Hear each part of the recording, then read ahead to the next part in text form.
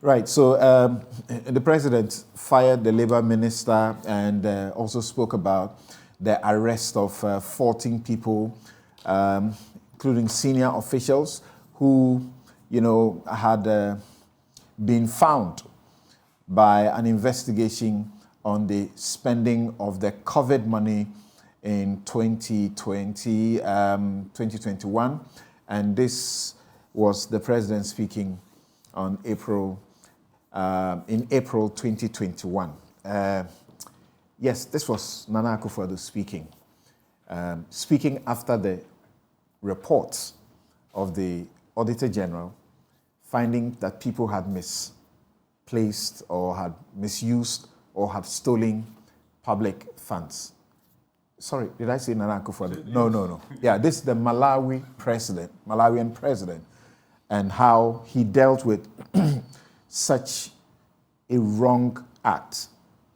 Dismissed his minister, got the security to do their job, and then rained curses on people who were stealing, misusing money, among others. Some used it for travel.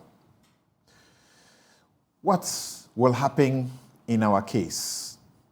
Are we back to the ritual? The Auditor General issues the report, finds all sorts of wrongs, and nothing. Sometimes absolutely nothing happens. We wait for the next year, another report is issued. We all get angry, and then end of the matter. Will we have President Akufo-Addo in that posture like we saw the Malawian president? Let's hear a few individuals and what they had to say about the Auditor General's report, special report on the COVID-19 funds that we have waited till now to audit.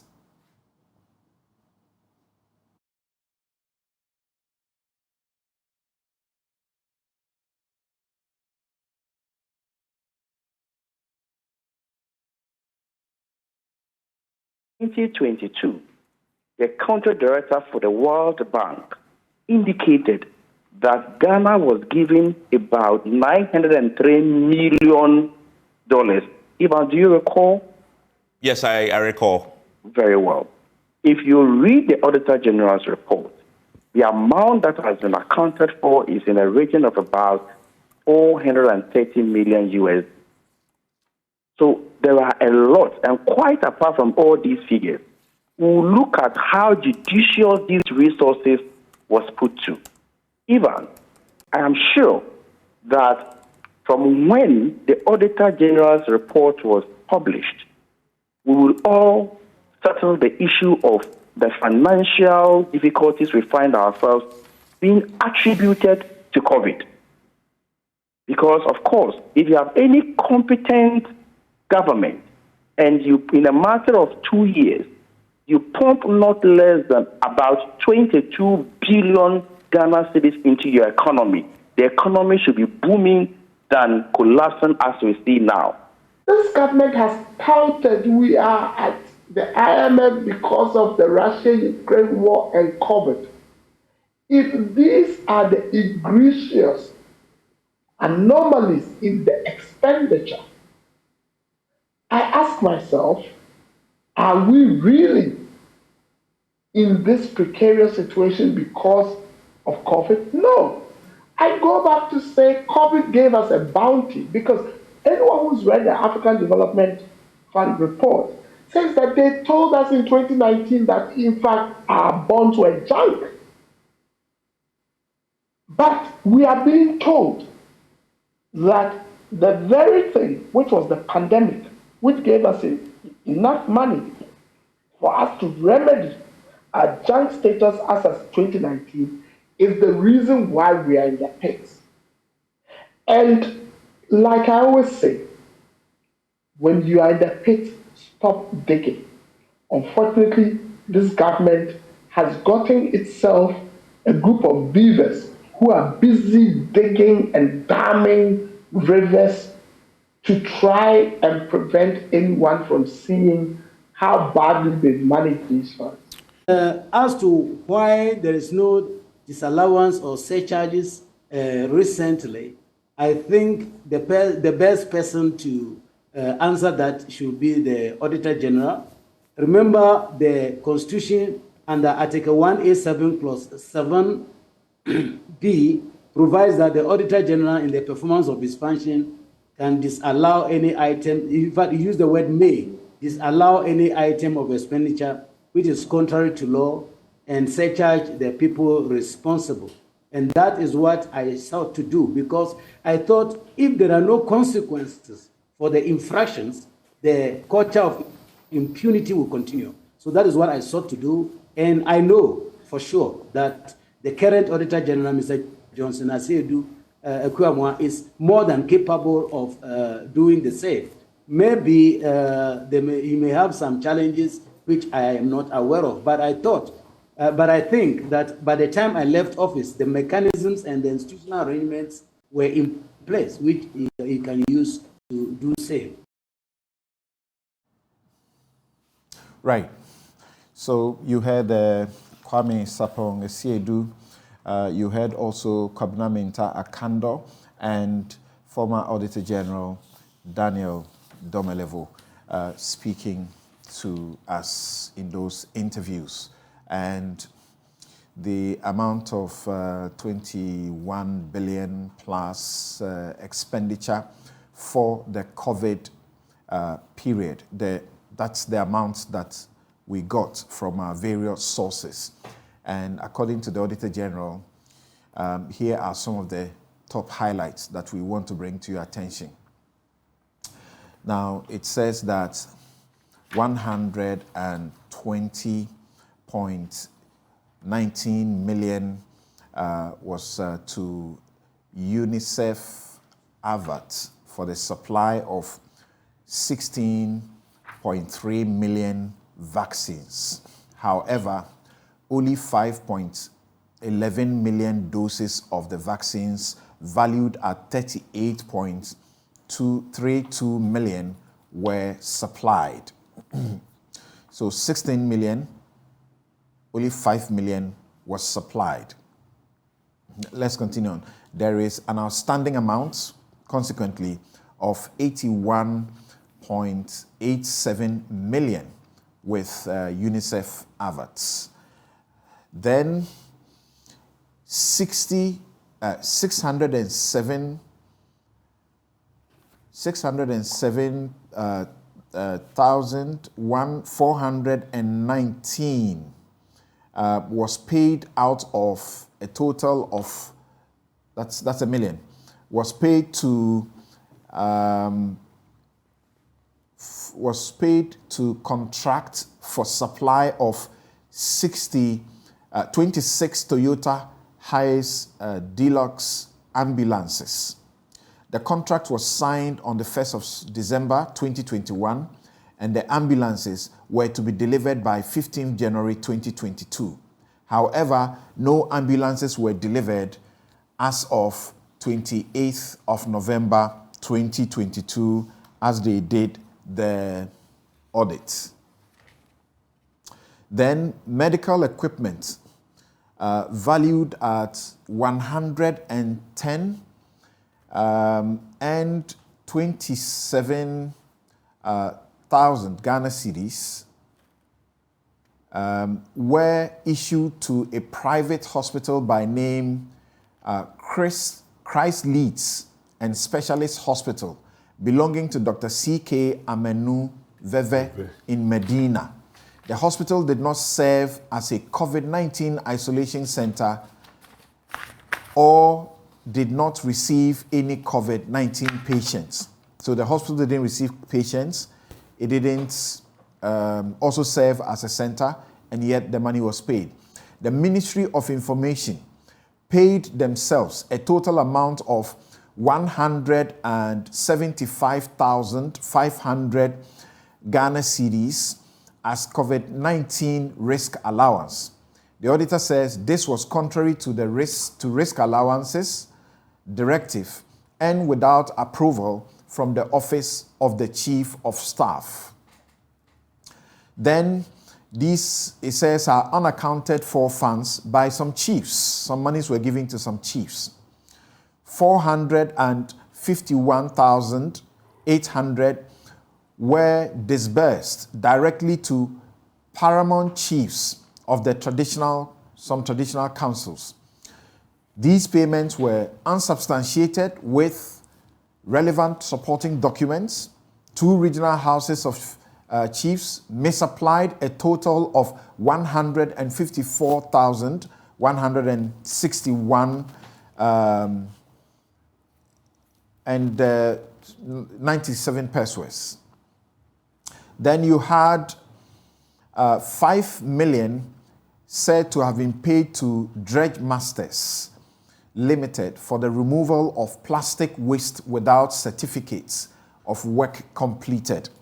There is also the isolation center that issues came up of. The Ministry of Health entered into a 25-year finance lease agreement at a total lease value of 15.26 million Ghana cedis in 2020 to be used as a holding isolation center in Adaklu in the Volta region. The facility could not be used for the intended purpose, which resulted in an additional cost of 20.38 million Ghana cedis. Please note that an additional cost, even though it wasn't used. So 20 million also went. Delayed projects, the 7 isolation and treatment centers being constructed at a cost of 158 million Ghana cedis had not been completed at the time of the audit. This is some 30 months after the construction had commenced. I think I can pause here so that we continue. We start the discussion and see where it takes us to. So I'll begin with Dr. Theo Champong. Thank you very much for staying with us.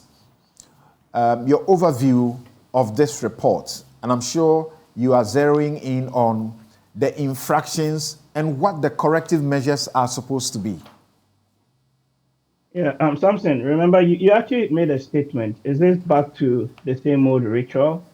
Unfortunately, yes, that is what this report points out, that we have very weak systems to check spending, and often, we've been living pretty much like Arabian, princes and kings, in the sense that it's as though we are unable to account or fully utilize the amount that have been provided to us.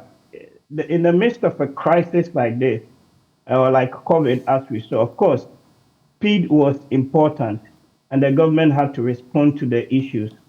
But that did not mean that we have to sidestep the provisions that you have within the public financial management laws of the country.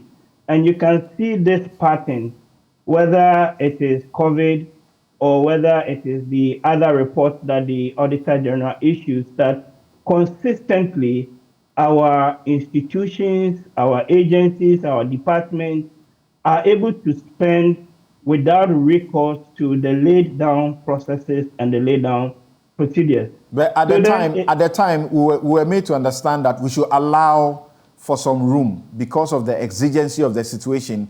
Don't expect people to follow the rules. The health minister was in Parliament.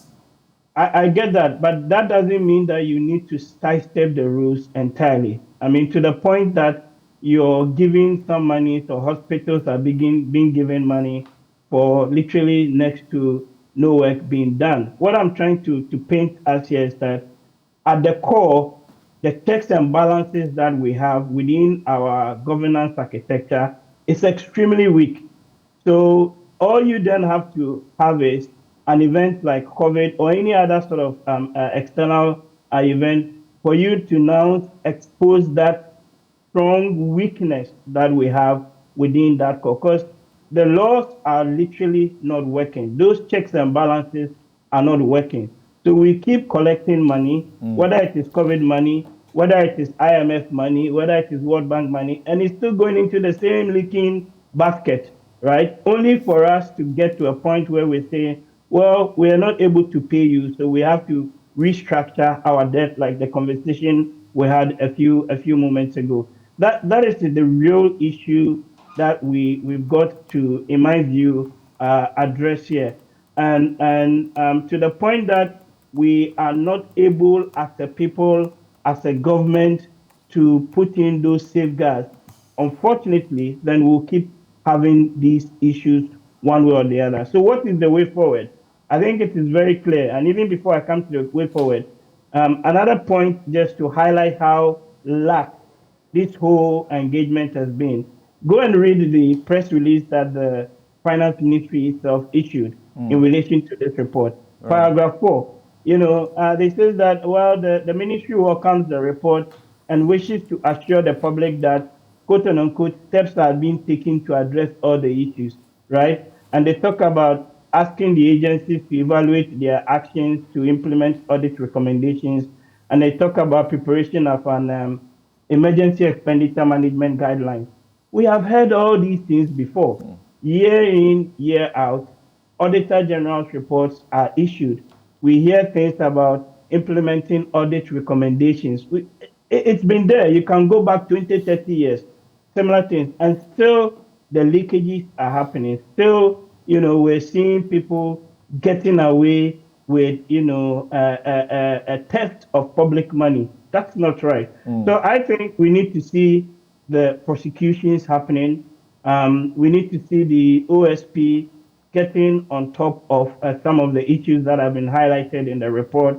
But I think importantly, we also need to get the Auditor General itself to start implementing the surcharge and the disallowances. We've seen bits of that work or when the past Auditor General was in power, and I'm looking forward to this Auditor General or the office, rather, let's not make it a personality, start implementing those surcharges and disallowances, because this is public money. Right. This is no. Doc, look at the next slide that we are about to scroll for you on the screen. The Finance Ministry the minister told us when he appeared in Parliament that these are the sources from which we got the money that we used for the, COVID situation. Contingency Fund, World Bank Group, International Monetary Fund, Africa Development Bank, European Union, sale of BOG COVID-19 bonds, Korea sent us money, Germany gave us money, and the government of Ghana also gave us money. In all, 9 sources. His report predates this audit. Yet we have an audit that gives us 6 sources. What do you say about that? How do we now account for the money from Korea, Germany, and government of Ghana? So what it tells you is that the extent of the rot is even going to be deeper if you account for the extra 3, sources, particularly the government of Ghana money, right? You even see a much deeper rot, much bigger infractions if one were to include all of those sources within that. And the point that I started off by making is that fundamentally we have a problem. And the problem is that we are sidestepping the laws, we are sidestepping the Public Financial Management Act, and everybody is doing their own thing. And it looks as though the institutions are not able to really be on top of their. In fact, it's not. It looks as though the institutions are not on top of their game. So we just keep pouring money into a leaking basket. So for me, this report is not different from any of the other Auditor General's reports that we've seen in the past. The last one we were made mention about almost was 17 billion or so unaccounted for, and there are other similar things in the past. So we need to strengthen the institutions, we need to strengthen the governance, we need to see prosecutions, and importantly, we need to get the regime of the surcharge and the disallowances, going. Other than that, we'll be here 6 months, 1 year, and we'll still be discussing the same issue. Again, doesn't it come to you a bit, surprising that the requirement of the law is that these funds were to be audited every year? Now we have 3 years lump up, and there is an audit of all the 3 years. Yeah, so that is not for me. It's a bit of an issue, but it's not really the big issue. At least the audit has been done, covering the 3 years. 6 of the funds or 6 of the sources were included, and the other 3 were not included. But the bigger point is that it tells us that we have a deeper problem and a crisis that we need to fix, which is the crisis of expenditure management and the crisis of having to spend within the remit of the law. And that is part of the broader national conversation we need to have as we actually go into an IMF program and start fixing the problems. Because these are the things that lead to the debt overhang and the issues where the government is not able to repay right its balances, and basically asking institutional investors and individual bondholders to take a haircut when you can see clearly that the government is really not doing enough on its part to plug in those leakages. Right. So what do we do about the unaccounted for funds that we receive from Korea, from Germany, and also from the government of Ghana? This is what has been accounted for, which totals almost about 22 billion Ghana cedis. What happens to that money? I presume that the Auditor General may be doing a follow-on audit. I don't know. But if that is not the case, then we can implore on the Auditor General to complete or conclude the full audit. That's as best as we can do. Can it be explained away that the Auditor General missed these 3 sources of funds and didn't capture them and said nothing about them in the audit? I haven't fully read the full report, so I'm not in a position to talk about sort of the assumptions that went into the inclusion of the 6 and the exclusion of the 3. Perhaps the other panelists may be able to provide better insights on that. All right. Thank you for that. Now, let's back to the studio now. Yes, Kofi, you have actually isolated some specific expenditure that, you wanted to talk about. Yes, Samson, it's true. I have isolated some, but even before I deal with those ones, let me attempt to look at some issues that have been raised about the non-capturing of some sources.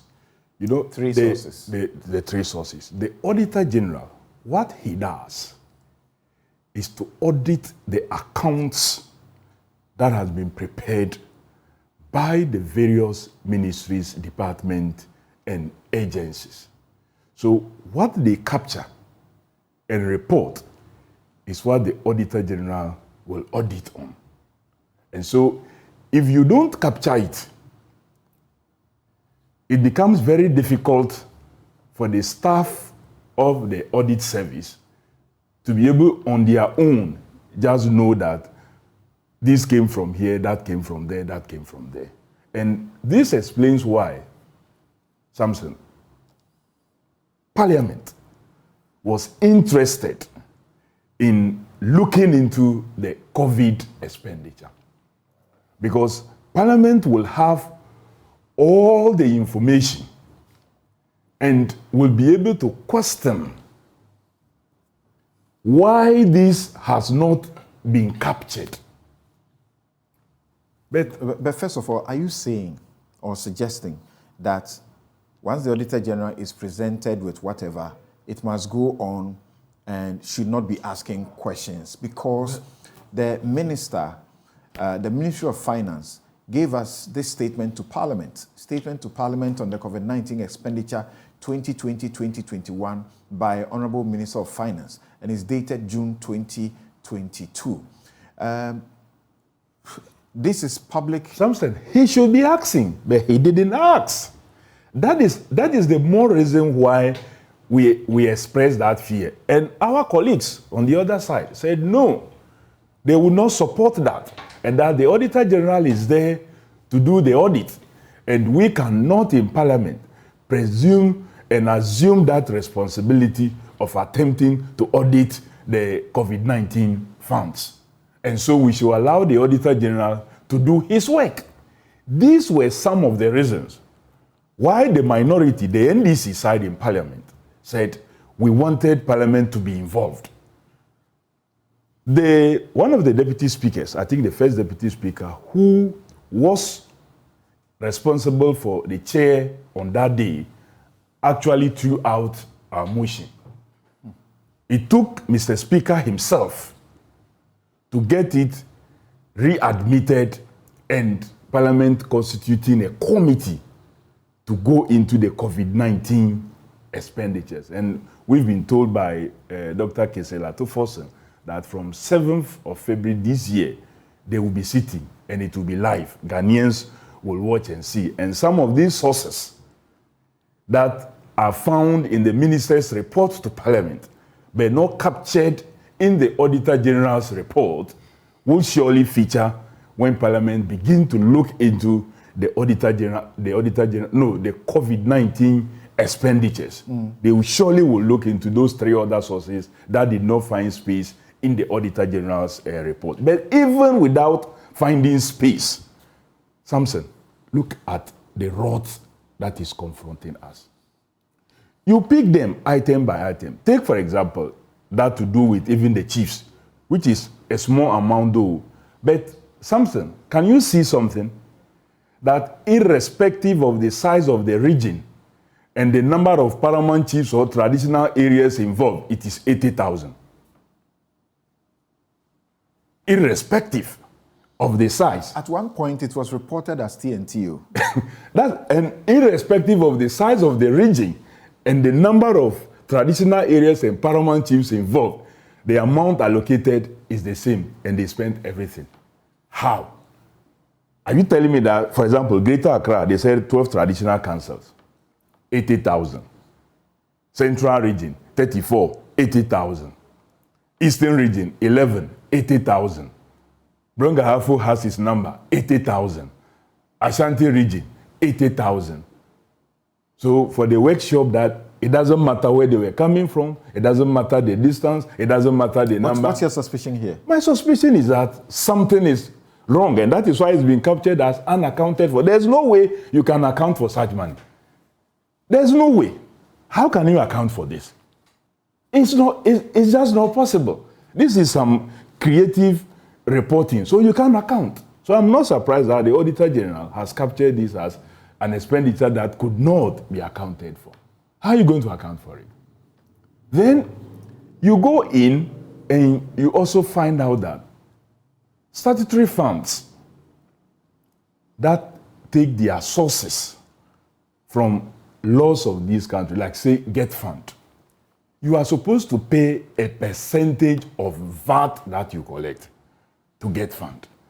Now you go and take money from, say, IMF, and you are now paying a portion of that money to Get Fund. You go and take money from World Bank, and you are now paying District Assembly Common Fund from that. What type of government is this? Maybe because of COVID, you couldn't raise the taxes. It says what you raise is what you should pay. You are not forced to pay what you have not raised. Samson, we agree that we'll raise 10 cedi. Because of COVID. You will appreciate that the question I ask is the devil advocate. I know. Because it doesn't make sense. It doesn't make sense. You indicate that you raise 10 cedi. Because of COVID, you could raise only 5 cedi. It says pay a percentage of this into a fund. Why do you force yourself to go and borrow when you did not raise 10 cedi? But meanwhile, that was not what also happened. They paid according to the revenue. So where did you put that money? Clearly, it doesn't make sense.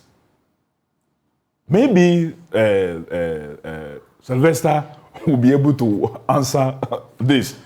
What kind of accounting is this that their finance minister, their darling man that they themselves wanted He's out. not one of them. They wanted him out. They went there and they were told. He just told you a while ago that he still does. They were told stories and they accepted those stories. That's a fair comment. But you accepted the stories that the man should lead, should come and present a budget. Look. At the time they did the press conference, Samson, they knew that budget presentation was ahead of us because anytime we come for our third meeting, budget is the focus. So they knew. Please remember we are talking COVID funds. Yes, they knew.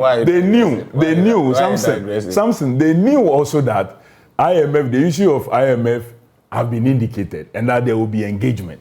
And when the NDC time we went to IMF, it wasn't the finance minister that led the process. So being told that there's budget, there's IMF, and so leave the man to be there to continue to mismanage, and you accepted it and came back. And when we were giving you opportunity, you walked out and say you wouldn't accept his removal. Wicked opportunity. Oh, well, so today you are still being visited with all these kind of situations. If you had worked with us by now, he would still not be there. Samson, we made matters worse. The president himself announced that there's going to be a special insurance package for frontline officers, health officers, and so on and so forth. And a certain amount of allowance will be paid, I think 150 per day, and some other, let me call it, non-taxable funds will be made available to all these persons. Only for us to have in the Auditor General Special Audit that the Ministry of Information paid itself some risk allowance other than what has been properly arranged by the government, and we were all told just because the money was there. So they found money, so let's pay allowances to ourselves. If the fact that there's a problem in accounting, does it mean stealing or that some fraud has happened? Didn't you follow that the Ministry of Information, for example, was organizing these press conferences, series of engagement with, for COVID, as it were, updates at the ministry all the time, and officers at the Ministry of Information were also going around almost all the time, or they should be entitled. Samson, the president told us there's a package for all these category of persons. If they were not captured, the chief of staff office existed for you to seek clearance. You see, the fact that there is a situation doesn't mean you should set aside every rule. It doesn't mean that every rule should be set aside and that you decide to do things just the way you want to do them. It creates room for possible embezzlement of funds that should not have.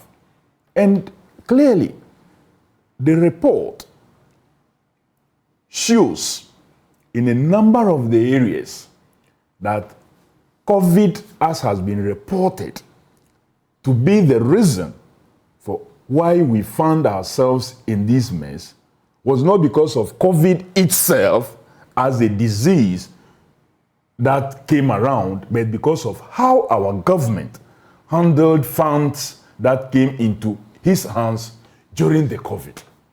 That is the only reason why COVID has become a problem. It is not the disease itself that has become a problem.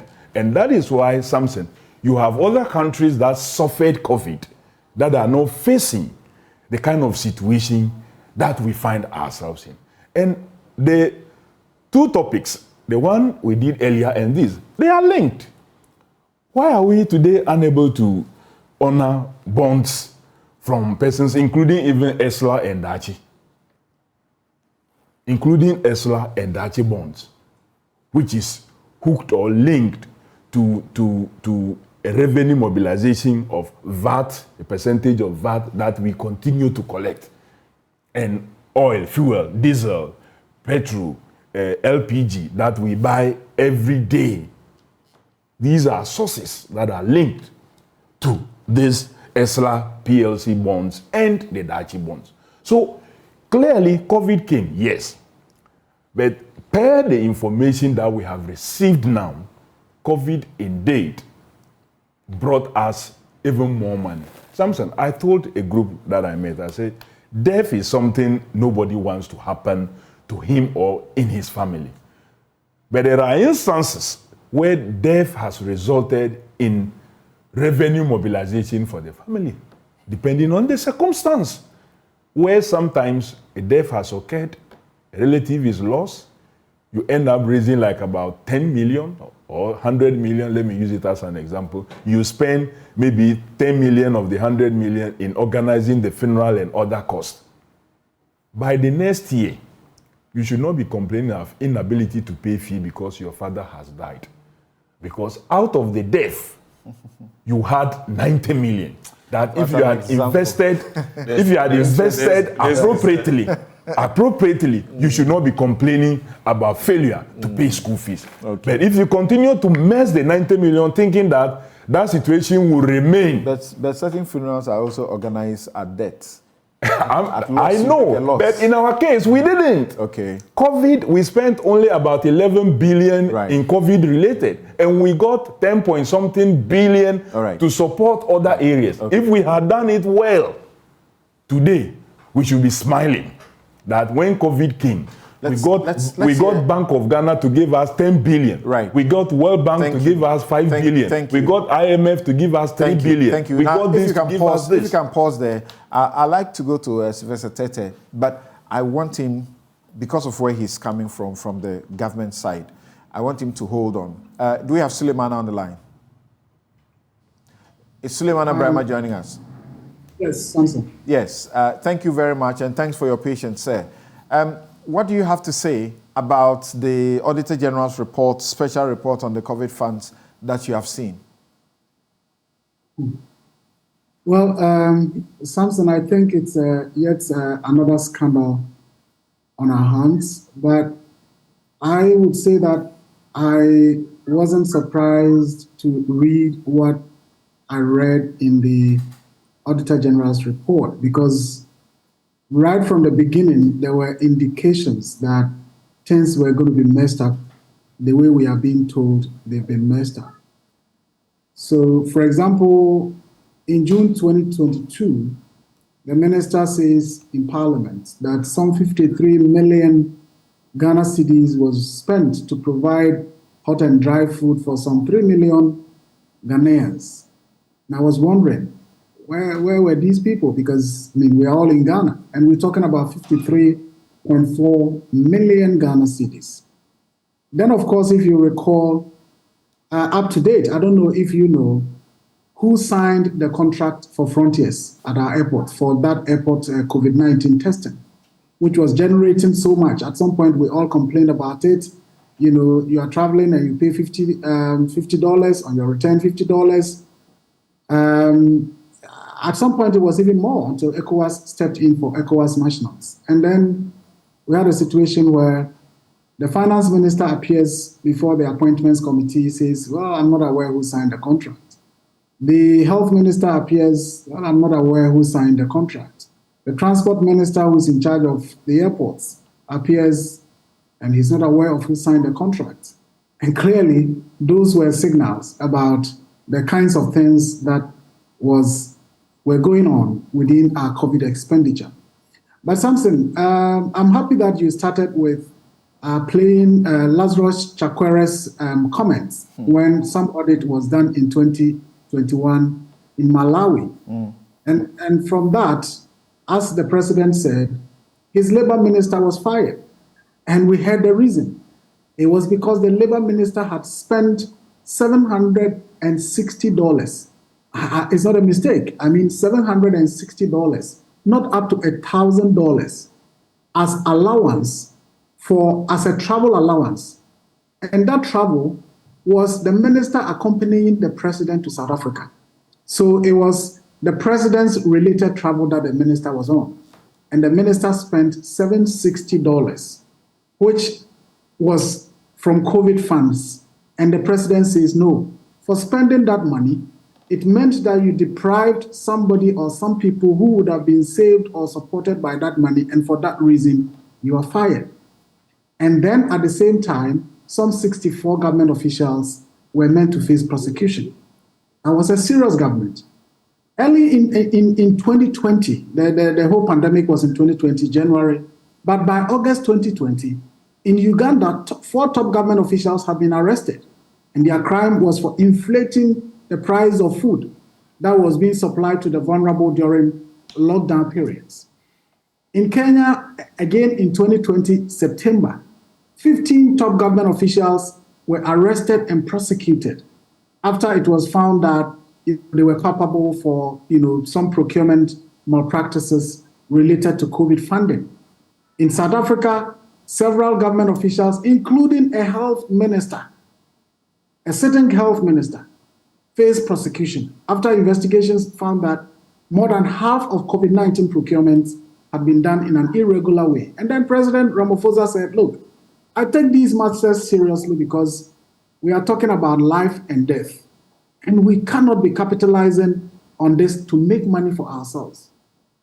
But you come down to Ghana and you ask yourself, what has been the government's response to all the allegations, all the accusations, all the controversies? Before all of that, we had our Minister of Health being held in Parliament for setting probe. And Parliament, I'm talking about both the majority and minority, agreeing that he had violated the Constitution and other laws. And yet, the President did nothing. Yeah, exactly. Actually went to, I think, the village or the hometown of the minister and told us how the minister was a good working person. So the expectation from you, like from others, is that for a president who won elections on the back of corruption or anti-corruption, he should be seen to appear to be even angrier than the Malawian president and the others who did what they did swiftly. Exactly, Samson. I think the difference is that other governments, and perhaps that is why we are in the situation that we find ourselves in now, talking about domestic debt exchange, individual bondholders, liquidity issues and all of that. And then other countries who were also in the same similar conditions of COVID, and of course we are all in the same world in terms of Russia, Ukraine, and we don't find them going through the difficulties that we are going through because their leaders made sure that resources that were coming in to mitigate whatever effects that COVID had on their economies were being spent in ways that at least, would not be as fraudulent as we have experienced. But again, Samson, the point I make is that if you look at the total amount of monies that came in relation to COVID, over 21 billion. And these monies almost 22. Yes, almost 22 billion, 21.8, something billion. Now, these monies came in not at a time when the exchange rate, for example, was about 13 or 12 or 15 or whatever. It was around 7 to $1 or maximum 8 to $1. And a large chunk of this money came in dollars. But let us even assume that we are using today's exchange rate. The point is that the amount of money we are talking about in relation to COVID is not too different from what we are expecting from IMF in this whole deal that it appears the whole country is now looking up to IMF. And we are talking about $3 billion US. You ask yourself, how much more is $3 billion US than the almost $22 billion that came in within a period of 2 years with perhaps far less conditionalities than the IMF would give us? So the fundamental question then is, how sure are we that $3 billion coming from IMF would provide any kind of succor, would provide any relief for our people as we are being told to believe?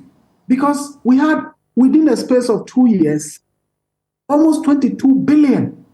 And what change did it make? I haven't seen any significant changes in the infrastructure state of our health facilities. Today, as we speak, Samson, there are regions in this country that do not have a single ventilator. And we all know that COVID patients who got into critical conditions almost always needed a ventilator to be able to survive, to have the chances of survival. And we got all these monies for COVID, and yet we still have a situation where a number of regions don't have a single ventilator. So you ask yourself, if indeed we were spending these monies in relation to COVID, then where did it go? If you recall, in July 2022, the Secretary General of the Ghana Registered Nurses and Midwives Association was on Joy News, and he made the point that a number of their members who were on the front lines combating COVID, battling COVID, had not received any allowances as promised by the president. And indeed, he also talked about the fact that he knows people who had died, some of his colleagues who had died, on the front lines, trying to treat people, gotten infected, died from COVID, and their family members never received any sort of compensation in the form of insurance. So the president promised that there is an insurance package. And from this audit report, we are reading that some monies were made to insurance companies to provide insurance cover for our frontline workers. And here we were in July 2022 being told that, look, people have died, nurses, doctors have died, their families have not received anything. So for me, it's a scandal of monumental proportions, but I'm not surprised because I don't think that we have a president who is committed to fighting corruption. But Sule, even the insurance that you speak about, that monies were paid to a number of insurance companies. The thing about it in this audit is that there doesn't seem to appear to be a documentation as regards who is going to benefit and how much at what time. Exactly. And so you ask yourself, how really were we committed to making judicious use of these resources that came in? And we had, again, for me, the emphasis is the time period, 2020, 2021, 2022, and we had almost 22 billion cedis as a country. Let's ask ourselves, what was really the burden of COVID? Yes, first of all, the uncertainties of how things were going to go. Companies, especially within the hospitality industry, suffered. Transport, in terms of patronage, airports, transport slowed down. So certainly there was some loss to the economy.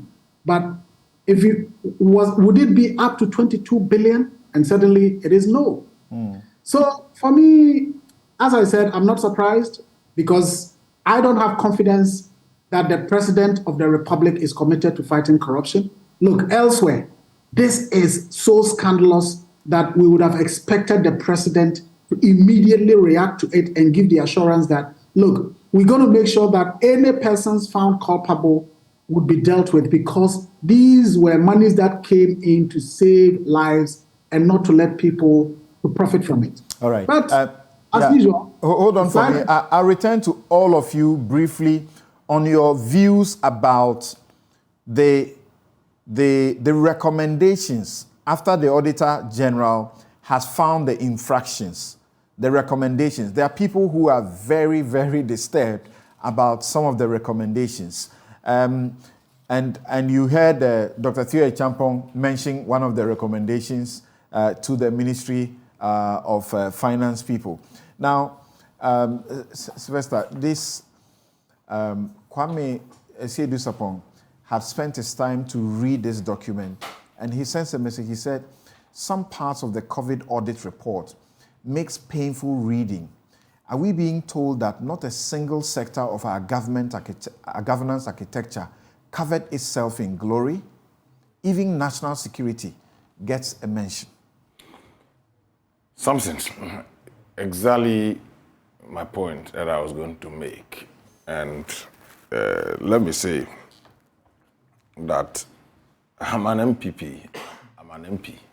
Those who have followed my politics knows my position on certain matters in this country. I've never minced words, and perhaps I want to be noted for that. And no, of course, I mean, it doesn't also mean that when you want to play mischief, I'll just watch. Few things I want. There's this it's circulating audio. Yes. Where some journalists are saying the money was said to have been used for a development bank. Where is it? There's no development bank. Clear misleading. There's a development bank clearly set up there. Exactly. You know? Yeah. So when let people also know Something that about development please bank. let people also know that this whole audit was initiated as a special audit by the Finance Ministry, 14th of July 2022. It's a matter of a requirement of law. Exactly. But So it is not as if he had an option, right? No, please. But they asked for a special audit. There was a special audit request by the Ministry of Finance. So people should know. Number two, people must also know that the inflows, and Parliament was briefed that, look, not all the inflows were going to go into direct COVID issues. 46% of this were going into budgetary support. So things that we were doing before, and we know that this was occasioned as a result of our inability to raise revenue to support our budget. So clearly people should not be quoting figures and saying that, oh, COVID came, we're expecting COVID expenditures here and there. There are two different lines of expenditure. And my brother knows this. So when people I don't even understand what you are saying. So what I'm saying is that the monies that came from the Finance Ministry to this country, part of the money, 53% went into direct COVID-related activities. And part we have a problem with how they spend those monies. Please. Even the Stop. direct. No, Kofi, don't do this. So don't respond to him. Go ahead. Yes. So he's the one inviting me. I haven't invited you, but I'm saying that you are misleading the public. That people think that once we say it's COVID, all the inflows were directed at COVID-related expenditures. And I said, no. Part of it, 46%, were directed to support budget allocation for the year. So we should know. So the audit is not even completed. So when people are expecting that the entire COVID funds that came should have been accounted for under this special audit, they will get it wrong. So you should know that. You will get it wrong because in expecting to have all the monies accounted for under this report, I'm not holding brief for anybody. He's a member of the Public Accounts Committee. We've seen wild and wildest of allegations about people and all that. At the end of the day, what happens when Parliament is called on to scrutinize the audit report and then even punish people? Like he said, whilst we were on recess, on break, that look, by the time the auditors will come, the document that the auditors didn't find to support these allegations, they will find the document to support it. It happened all this while in this country. That is the problem I have. And I think that is perhaps what is making the president hold back, or for somebody to hold back. And successive presidents have been caught up in this, that while there's of allegations are made in audit report, what happens is that by the time they are through Public Accounts Committee, all these allegations are cleared. And that's the problem we have in this country. Listen. Occupy Ghana did an assessment of audit reports from, I think, 2016 to 2021 or so, or 2020. Yeah. And they got us about 3 times, more than 3 times, what we are seeking from IMF. But I'm saying that all those reports had gone through Parliament. It's been vetted, supporting document has been adduced. Can I? No, don't. No. As people's concerns are normally, please wait for please. him. He didn't intervene when you were speaking. People's concern has mainly been about the auditor say this has been used wrongly, this has been stolen or something, and the money is not collected back. You know what? An amount of money had been paid, let's assume, to an institution. At the time of audit, they did not get all the vouchers to support it. Then query had been raised. It's been published. Then the institution comes back and bring all the supporting documents to validate the claim. Public Accounts Committee had okayed this. And I'm happy. This Parliament, the Public Accounts Committee, they've done a very good job. I've followed it, even whilst we are on recess. They've traveled to the north everywhere in dealing with these matters. And they have seen documents that queries had been raised. They've seen documents brought to Parliament to support these allegations that have been made. So the auditors are not doing a good job. Perhaps. We should also look at they should come back and challenge them. Something, that's where I wanted to. Yes, please. I'm saying that something. This is not the first time we are having an Auditor General's report in this country. Under the NDC, we've had worse Auditor General's report in this country. But often, please, the point I'm making, the institution, it goes to expose the weakness of our institutions. When they name the infractions, yes, sincerely, only a few people get to exonerate themselves, not the majority. So what do you say? So I'm saying that the report the Public Accounts Committee itself submits to Parliament, in most of the cases, don't even indict anybody. After I'm telling you, we should bring the report now that the auditor, the Public Accounts Committee themselves, that has oversight over the report that are brought for proper scrutiny. Look, for the purposes of, please, I'm saying, for the purposes of this public politicking and then oversight. It does. Please, look, if anybody is found culpable of spending a dime, means overstated, I will name and shame. But I've seen reports of this nature. At the end of the day, the said officers and institutions will come with documentation. So Malivo made surcharges, disallowances. There are surcharges, surcharges and disallowances. So what happens beyond that? If it's just to surcharge disallowance and we don't even go to the extent of prosecution, that's a problem. I'm mentioning to you. Please, I'm mentioning to a situation. Yes. That goes contrary to what you are suggesting, that most of the infractions I didn't say are all. corrected. I didn't say all. I'm saying that go and check the Public Accounts Committee's own report to the plenary on matters of this nature. So what is happening? We had a meeting with the internal audit service, and he said that a lot of queries are raised at the internal audit level. And that don't get the attention the Auditor General's report gets. And that's so almost immediate. So if somebody will turn back and find document to that one, you can easily apprehend the situation. So nobody is happy. You're talking about the percentage that went into budget support. Budget support. 46.2% went into budget support. Right. So the 53.8% went into COVID-19 direct. Right. Look. So there was money that went into liability management, statutory payments to SNIT and GET Fund. He raises issues about that. I have my own issues about that. I'm a member of the local government committee, and I've said on this network that the law for this Assembly Common Fund does not put a gun on your head that if you estimate to get $300 million a year, and with that you pay 5% to the Disassembly Common Fund, and you don't get 300 million, you should go and look for 300 million. If you get 1 million, you pay 5%.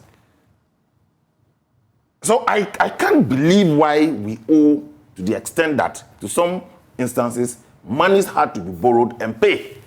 I don't get it. And I've made that point publicly. I'm a member of the committee. Because the source of those funds are clear. So if you have 1 CD, just pay 5%. Why should you owe it? You don't have discretion over that matter. Nobody, no minister. And it's part of the reasons I have a problem with the finance minister. Because you have no discretion over the constitutional matter. That you've collected 100 CDs, pay 5%. Why should you owe in excess of 2-3 quarters? And to the extent that if indeed there are no documents to support, I can't believe it. I know GET Fund raised some money, some loans to undertake some infrastructure. That government can take a decision to come to their aid to pay the loans when they are due. No problem with that. But when it has to do with common fund, where you have no discretion over it, if you raise 1 CD, but are you okay with this? So for me, you may not be okay with the liability management, the District Assembly Common Fund. That's what I'm talking about. Allocation, yes. That's what I'm talking about. NAPCO second quarter allocation. Well, NAPCO payment is also budgetary allocation. For instance, it's government decision to recruit these young ones and pay them. So if our revenue stream had been reduced per the COVID, and we all know our expenditures went up and revenue came down, and budget support from these funds goes to support NAPCO, there's nothing wrong with that. Do you remember when NAPCO was disbanded? I think last year. Last year, yes. Okay. It was disbanded last year. So some of it went to pay for LEAP, free SHS, free water, electricity. These are all budgetary allocations.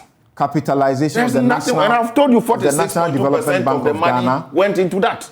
construction of 88 district hospitals and 7 regional hospitals, issuance of Ghana cards, and mop-up exercise across the country. These are all government budgetary allocations. And if you don't have the money, and we've said that, it has been clear, it's been reported to Parliament, that 46.2% of this amount of money is going to support your budget. And these are budgetary lines. And Parliament has been duly informed. So there's nothing wrong with that. Look, red flags were raised during COVID and our expenditure. So I thought that institutions should have taken a cue from the way they manage it. Now people had embarrassed themselves to the extent that it's going to the president. Look, the president is a lawyer. When Auditor General, without the Auditor General's report, I doubt any president anywhere. There's Malawi experience is based on Auditor General's report. No president out of the vacuum will say that hearsay. So I fire people, I do these kind of things. The report has been... But you are saying that saying, because sometimes people will exonerate themselves in the audit. So it is justified that the president is silent, doesn't say anything. And I refer to you that even in Parliament, when the health minister was found to have committed constitutional breaches, both sides agreed. Nothing was done to him by the president. The report from that committee. There was no conclusion on that report. No conclusion, how? There were no recommendations on that report. Parliament, that was where we were divided. But there were findings. The findings, what were the conclusions? There were findings. What were the conclusions? Clear You can breaches get of the the report. He knows. He's a member. He's a member. I'm telling you, the report that came, there was no definite recommendations on the report. As we speak, the president has sacked 2 deputies of the National Development Authority, Northern Development Authority. Based on an investigation. Exactly. Based on an investigation. Yes, the people are yet to be tried. They have just been put in court. They've not been tried. Of course. So why don't you say he should wait and see what happens at the trial? This report has just been released. And people should credit the government, the president for that matter, for initiating this special audit on this COVID-19 fund. We must appreciate that this is not out of the ordinary. There is a law. There is a law requiring that the audit should be done within 6 months after each year of the expenditure. So what is the discretion of the government here? Why should we credit the government, any president or minister? I'm saying that there was a special request that limit your audit specifically to this area for me. In any case, where you were supposed to do the audit, where you are supposed to do the audit, would have come anyway. 6 months after every year. Here we are. There are 3 years put together. So why should we commend anybody for this? Samson, look, when expenditures are ongoing, there are audit and all that, there were a lot of noise about this whole thing. I said, okay, do a special audit for me in this area. Okay, so you commend the president. Now you ask that the audit report had been released. What do you do with it? For me, every Ghanaian has a right. Look, what is happening today? It is not when you go to the market and the challenges we are facing, the inflationary rate today doesn't know Kofi to say that when you go to the market, you pay for this and I will pay for this. No. We are all in this, and the president had admitted that the country is in crisis. So if the country is in crisis, look, I've read the individual bond owners report, and I think it makes a good reading. If we should go at the recommendations and how much money could have been saved to this country, that's why I was trying to make the point that look, we shouldn't discount it. And I'm happy he's made the point that the finance minister himself acknowledged the kind of work they've done, and we should go there. There are a lot of monies that are going down the drain in this country, and there are a lot of monies that we are not collecting in this country. Property rate, they made mention of property rate. Billions could be realized from property rate. Landed property rate is in this country. People rent their homes in this country today. They don't pay any tax to government. Talk COVID. We are talking COVID. We are talking COVID. The COVID we are talking. Look, you know me, COVID, that if MPP has well over 5 million supporters, and people in government today, over 30 million Ghanaians, people in public and civil service, the audit report mentions them, that some of them are culpable. So if the audit report captures you, that there have been an infraction or indiscretion on your part, I will call for your exit, because there are equally competent people who command the position you are holding today. Okay. Nobody is indispensable in this country. Are you saying if Nana Addo leaves government in 2 years today, NPP can never form a government in this country? No. And are you saying people holding public service today in this country, when they leave their desks, nobody will take over? That is why we must be guided that the position you are holding, you are not indispensable. So I will never be on defense of anybody. But of course, I do so on the side of caution that the laws of this country must be applied fairly so that we don't unfairly victimize anybody. Look, I've seen the report that somebody was indisposed. A query was raised. The person had not returned to work, and the query was published as the true findings of the situation. The person came, presented the report. I watched it, Public Accounts Committee. The person had been denigrated in this country in the court of public opinion, has been dealt with properly. He brought it out, he was shedding tears. So these are matters. Then I asked the question, the institution should not die with you. In your absence, every paper trail must be properly provided in this country. So for me, it is not NPP or NDC. It is government that initiated the report. And we expect that government must act on it. And look, the president that I know, Nana Addo Dankwa Akufo-Addo, people may say that he's been lenient about this or that. I know where the chiefs should fall. Nana Addo will not spare anybody. People are not saying he's lenient too. When you are his actions don't match what you were saying. What you were saying before he won elections. When you clearly place Malawi's experience and you expect him to do same. I mean, that's a comparison to what. But I'm saying that he won elections on anti-corruption. Of course. Yeah. So if there are issues of corruption, it's still a crusader. Promised to use an principle. No, please. Don't add that he promised to use an principle. Did you listen to Anas? The recent one that took away the Minister of State at the Finance Ministry. The recent one that took away the Minister of State at the Finance Ministry. Anas told all of us that he showed it to the president, and the president since 2018. Do you know what? But when you keep a report, before appointing him, did he show the president the report at that time? No, don't do this. Now hold on. This. Don't do this. Let me make this point. Let me make this point. This is what we do to wrap up. Let me make this point. Yes, yeah. That Samson, me, voted for by the good people of Botiano, English and Manfrom. I will always be on the side of the masses. That nobody. And people applaud you for that. Of course, nobody should think that he's bigger than the MPP, irrespective of your position. If you are culpable, we will name and shame. But I trust that the president will act swiftly on this report. But that not to say the president will stampede the processes enshrined in the laws of this country. He won't do that. He must be guided. Well, he should just be consistent then. The consistency is based on the laws. Like I just mentioned to you, the Northern Development Authority matter, he should have waited for the court process to end before he sacked the 2 deputies. That should have been the same thing. Yes. It's important to state that he brought in the sacking of a Minister of State at the Finance Ministry and reference Anas's report. Yes. The Anas's report came before the 2020 elections. Are you aware the president has seen it? Yes. Are you aware? But the announcement that altered the report says when he showed it to the president. You can't speculate. It was before. You cannot speculate. You are speculating. Okay. Will you allow? So can we keep to our COVID discussion? Yes, we will keep to it. But he put it out there. So I'm saying that at the time they appointed him, they were aware of the report. It is not. It was because of his erring that led to that action. But COVID report. Please. Okay. So this is what we do. COVID report. Just a minute, because you see, you talked about the surcharge and disallowance.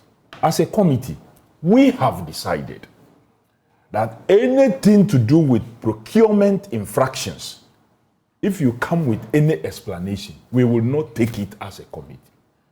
So we began from last year. So in looking at the 2019 reports, everybody who came with procurement-related infraction was referred to the Attorney General for prosecution. That you will not come and explain to us why you did sole sourcing without authorization from PPA, or why you did this, or why we will not take any explanation. So we have made referrals, but action is yet to ensue from the office of the Attorney General. We talked about the 88 district hospitals that part of the money was used in paying, and that included my municipality. You go to Jasikan now, the site We didn't have problem with site. When the president was talking about problems with site, we had sites available. And I'm saying we didn't have problem with site. And then our site is still like a football park. There is nothing, not a single block. Just yesterday, the minority side of the health committee were in Jasikan. When they were to expose, I thought they should have passed to expose. I am talking about where they should have passed through Ningo Pram and see the extent of Agenda 111. We didn't have problem with land.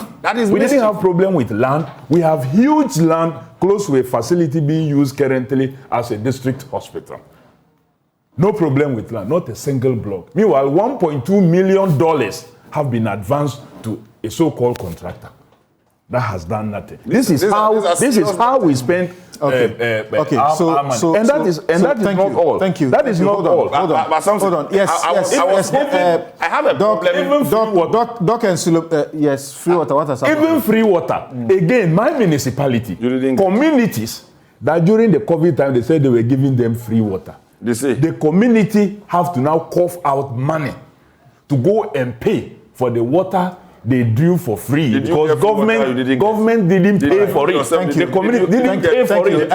So gentlemen, hold on. Let me show you this. Let me show you this. This is how we wrap it up. Dr. Theo Champong, you had already indicated your problem with how it is ending.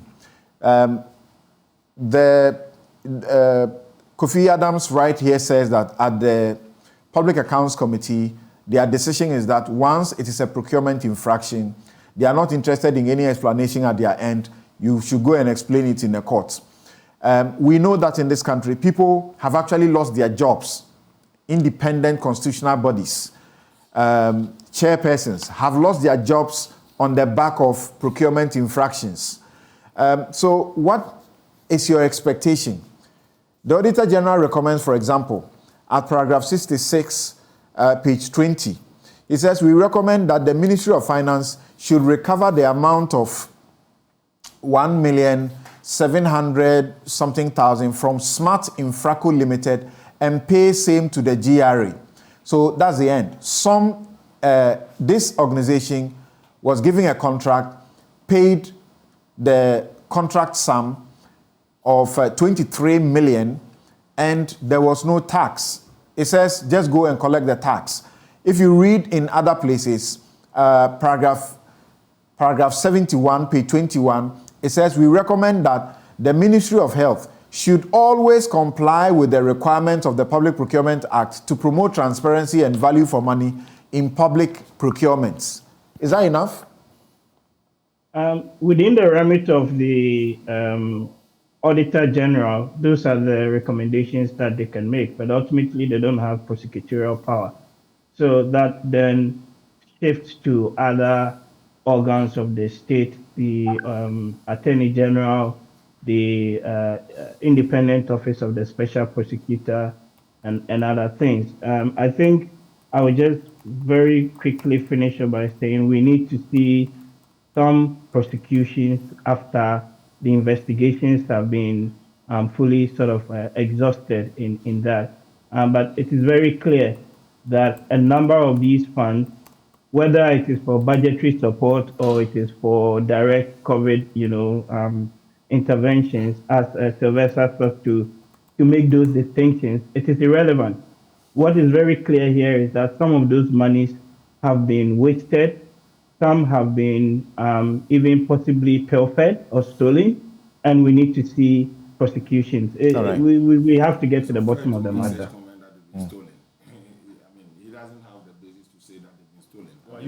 He has a right to choose his language. He has a right to say it's been stolen. He has a right. But he can say so, but legally to say that they've stolen them. If we get to court, if the government... You can only go to court and get it proven. Lawyer, you are here for somebody to say you've stolen. If we shroud everything in legal language... So now you are throwing the legal profession away. We should all be guided. That is alleged. If for 3 years you are being asked to account for something you did with some money, and you can't account for So it. it means you've stolen. I am at liberty to call you a thief until you show otherwise. Yes, No, but go on. this is wrong. This is So affront to your why are profession. we all This is pretending? affront to your We are profession. pretending, right? Why This are we is all affront. pretending in this country that these monies don't end up in people's private pockets and that there's not precedence to it? Let's not create that impression that some of these monies have not been stolen. I still stand by that, and there's lots of ample precedence in past audit reports, including even in this one, if it goes to court, that will show that people indeed stole some of those monies. Thank you very much. Yes, Suleimana. Well, Samson, thank you very much. I want to deal with two quick issues. First is the impression or the claim that Honorable Sylvester makes that this audit was at the initiative of the government, sometimes it was at the initiative of the president, and we need to commend the president for this audit. And I want to say that that is absolutely not the truth. Indeed, we know that this audit was on the basis of a parliamentary decision. And in fact, if you read the audit reports, it begins with, dear Right Honorable Speaker. I don't think that is in reference to the president. And then the very first paragraph talks about, we've carried out the audit, special audit on the government of Ghana COVID-19 transaction, blah, blah, blah, from the period March 2020 to June 2022, in accordance with the statutory mandate under Article 187 of the 1992 Constitution, and your request number HM of 14th July 2022. Yeah. This is the Auditor General speaking, not me. Actually, at another point, you hear him say that they are carrying it out under the Constitution, under the Audit Act, and under the Constitution and under the Audit Act. They are not supposed to act on anybody's instructions. Please go on. Then the second point that I want to talk about is the point that the Honorable MP was making, that, well, to suggest as though, look, we shouldn't take the audit report as it is because there have been instances that people have been exonerated after being accused in the audit report and all of that. Yes, that is true. I mean, there have been cases like that. And the point that you also make about evidence of how, certain infractions reported in audit reports have been proven to be true and people have been surcharged and monies have been recovered also is true.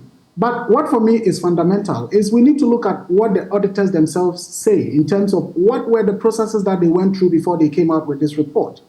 And you can look at paragraph 10, where they outline the methodology that they used.